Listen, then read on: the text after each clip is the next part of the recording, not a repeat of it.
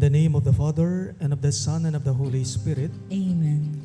My dear friends, we are gathered to celebrate the Holy Eucharist and to witness the sacrament of marriage between Rainier and Vanessa. As their Christian family, we remind them that they are called to a life of holiness and fidelity as husband and wife.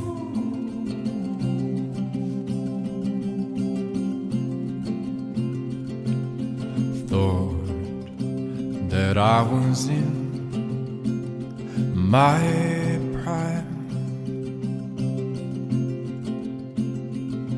but I was naked, dressed in my pride.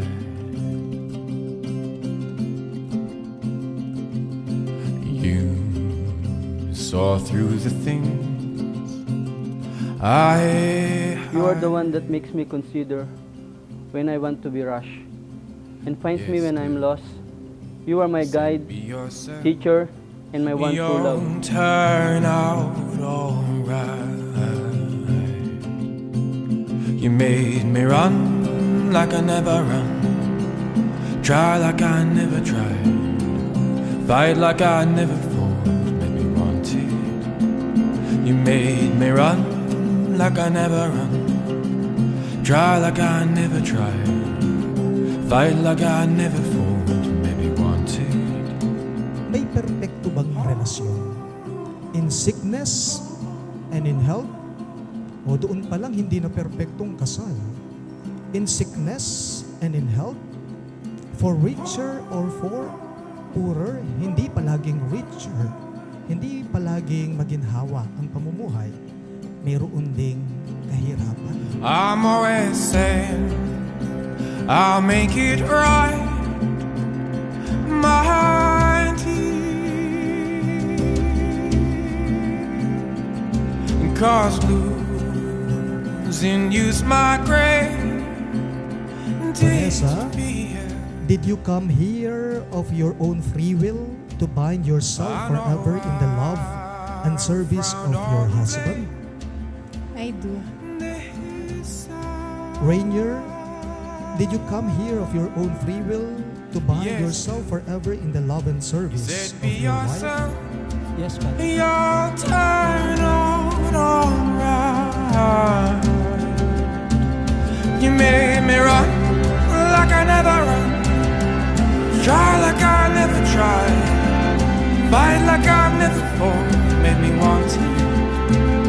You made me run like I never run, try like I never tried, fight like I never fought, made me want it.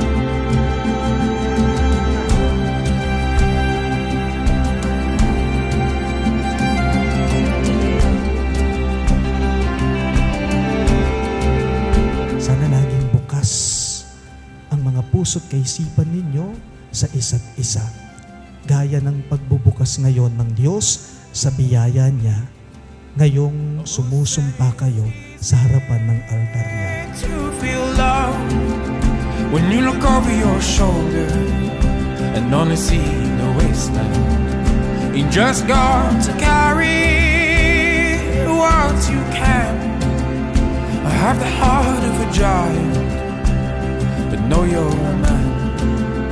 I have the heart of a Lord is giant, rain, but know you're as a sign of my love and fidelity. In the name of the Father, and of the Son, and of the Holy Spirit. Amen. stars. Huwag ninyong tanggalin ang Diyos sa inyong kasal. Kasal na walang Diyos ay kasal na madaling matapos.